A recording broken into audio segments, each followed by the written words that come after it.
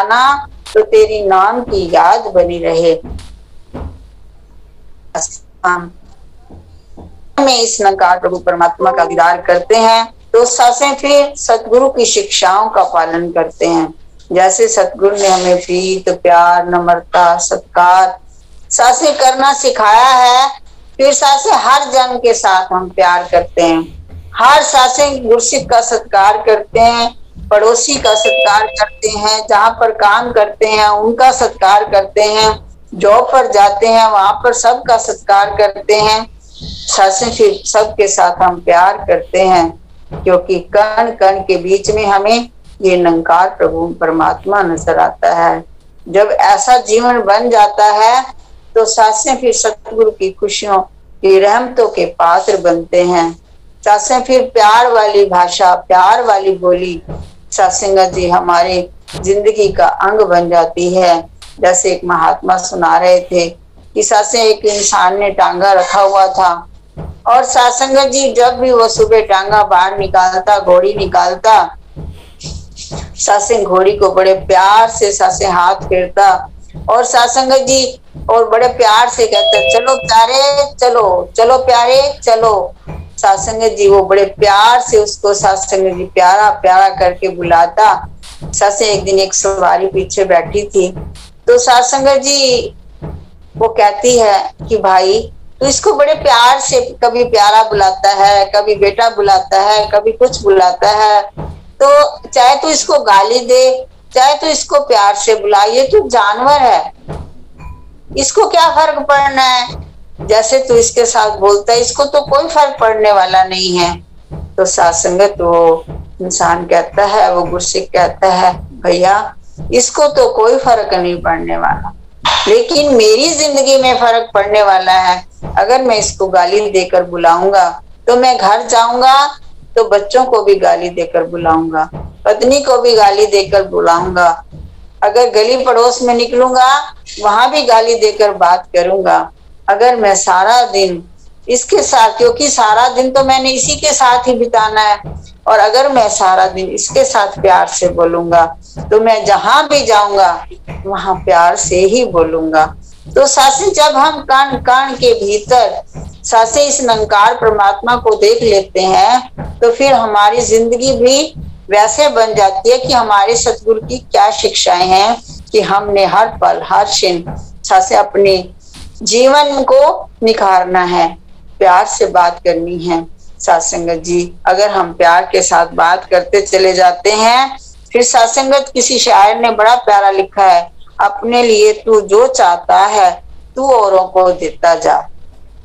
अपने लिए तू जो चाहता है तू औरों को देता जा, कहे हरदेव सभी को सुख दे, कहे हरदेव सभी को सुख दे, तू भी सुख को लेता जा। सासे सतगुरु बाबा हरदेव सिंह महाराज जी ने सासे हमें कितना समझा दिया कि अगर तू सासे जो कुछ तू चाहता है औरों से, तू पहले सत्संगत औरों को देता जा। प्यार अगर चाहता है तो प्यार देता जा।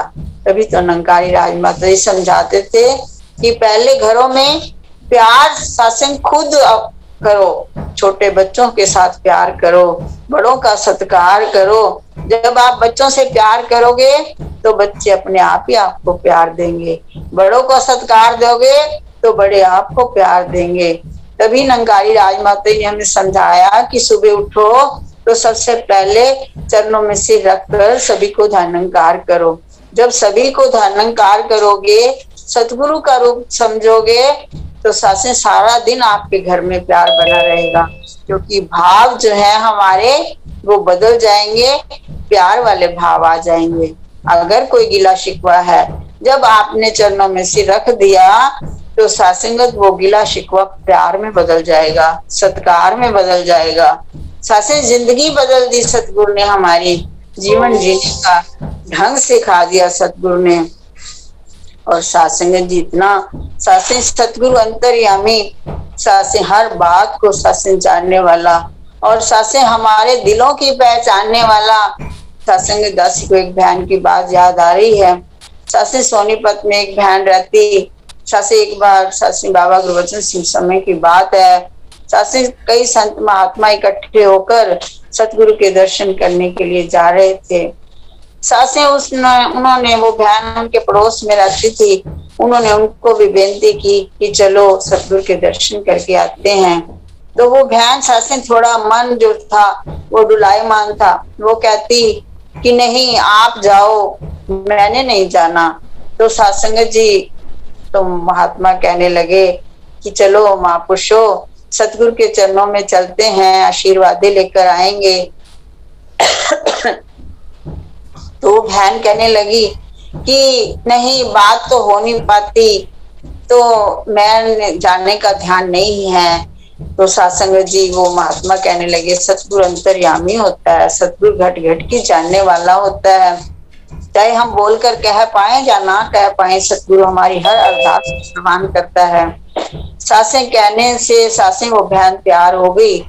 जब जाने लगी मन में भाव आया भी चलो और तो कुछ घर में पड़ा नहीं है, ये 2-4 केले पड़े हैं, ये भोग लगवाने के लिए ले चलती हूँ, सतगुरु को भोग लगवाऊंगी अगर समय मिला तो। सासें थैले में डाल लिए और चल पड़ी। सासंगत जब जाने लगी तो महापुरुषों को कहती है कि सतगुरु कौन सा मुझे जानते हैं, आप मुझे धक्के से लेकर जा रहे हो। मैं तो तब जानू अगर सतगुरु मेरा नाम लेके पुकारे, तो फिर तो मेरे मन में भाव आए कि मेरे सबको सतगुरु जानते हैं। तो सत्संगत महात्मा कहने लगे बहन जी आप ये भाव अपने मन से निकाल दो, सतगुरु सब कुछ जानते हैं, हर बच्चे को सतगुरु पहचानते हैं। सासे बात करते करते सासे दिल्ली पहुंच गए, लाइन लग गई, नमस्कार करने के लिए पहुंच गए। जब उस बहन की बारी आई तो सासे बाबा जी ने बड़े प्यार से कहा और बहन संतोष जी आ गए हो सोनीपत से, केले लेकर आए हो, वो भोग तो लगवा दो। सासे वो जार रोने लगी, ये सतगुरु आप तो अंतर्यामी हो, मैं ही भूल जाती हूँ कि आप अंतर्यामी हो। सासे हम सतगुरु का ध्यान लेने लग जाते हैं कि सतगुरु शायद हमें जानते नहीं है, हमें पहचानते नहीं है, सतगुरु ये नहीं जानते कि हम संगत में आए हैं या नहीं आए हैं। सासे सतगुरु घट घट की जानते हैं, हर पल की जानते हैं। सत्संगत जैसे एक महात्मा सासी समागम पर नहीं आया तो सत्संगत जी वो कुछ दिनों के बाद सतगुरु को नमस्कार करने के लिए आया। तो अब सत्संग जब नमस्कार करने के लिए पहुंचा तो सत्संगत जी बाबा जी उसको कहते हैं कि क्या बात इस बार समागम पर नहीं आए। तो सासे वो महात्मा सत्संग जार होने लगा कि इतने लाखों की तादाद में बाबा जी आपको पता है कि दास समागम पर नहीं आया। सत्संगत जी आशीर्वाद मांगा कि सच्चे पातशाह, मन में ऐसा भाव आ गया था कि समय नहीं है, बिजनेस में बिजी हूँ, इतनी संगतें पहुंची होती हैं, सतगुरु को क्या पता मैं पहुंचा हूँ कि नहीं पहुंचा हूँ, लेकिन आप तो सत्संगत हर गुरसिख का सासे आपको पता है। जहां पर भी हम हैं, चाहे हम घर में विचर रहे हैं, चाहे हम संगत में बैठे हैं, चाहे हम सत्संगत जी नौकरी कर रहे हैं, बिजनेस कर रहे हैं, जहां पर भी सासे हम ये सेवाएं दे रहे हैं, सासे सतगुरु अंतर्यामी है। सासे अभी की बात आपने दासी जीवन की बात बताती है। सासे दासी के सत्संगत जी महात्मा महापुरुष शरीर रूप में कुछ अस्वस्थ चल रहे हैं, आप जी आशीर्वाद देना, उनको भी स्वस्थ करना। और आपके चरणों में दासी अरदास भी करती है कि ऐसा स्वस्थ कर दो कि कोई भी सेवा के लिए दासी वंचित ना रह पाए। तो सासे जैसे महात्माओं के फोन आते हैं सेवा के लिए तो दासी क्षमा प्रार्थी हो जाती है कि आप जी आशीर्वाद दो कि उनको स्वस्थ करो।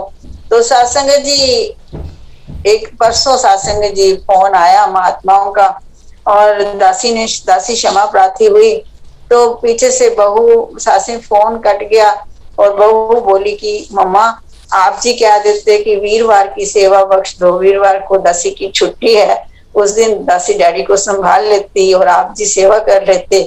तो दासी ने कहा बेटा मुझे पता नहीं था, मैं नहीं कह पाई इस बात को, सच्चा पातशाह कृपा करे तो बख्श दो, आप भी बख्श दो, नंकार भी बख्श दे। तो सत्संग जी ऐसा कह के दासी खामोश हो गई और कल शाम को ही आप महात्माओं की ब्रांच में से ही महात्माओं का फोन आ गया कि आप जी कल की सेवा दे दो। सासंग सतगुरु सासंग सब जानता है, क्योंकि दासी ने सतगुरु के चरणों से क्षमा मांगी कि सच्चे पातशाह समय तो था, पता नहीं था कि बिटिया को छुट्टी है तो बख्श देना। तो सच्चे पातशाह ने फिर सेवा भी बख्श दी। सासंग हर बात को जानता है, क्योंकि ये कण कण में हमारे साथ विराजमान है। सासंग जी कृपा करो, रहमत करो कि हम इसका एहसास मानते चले जाएं। क्योंकि सासंग कई बार हम ये सोच लेते हैं कि सासंग जी शायद हमारे हाथों, हमारी किस्मत में ये नहीं लिखा, हमारी किस्मत में हो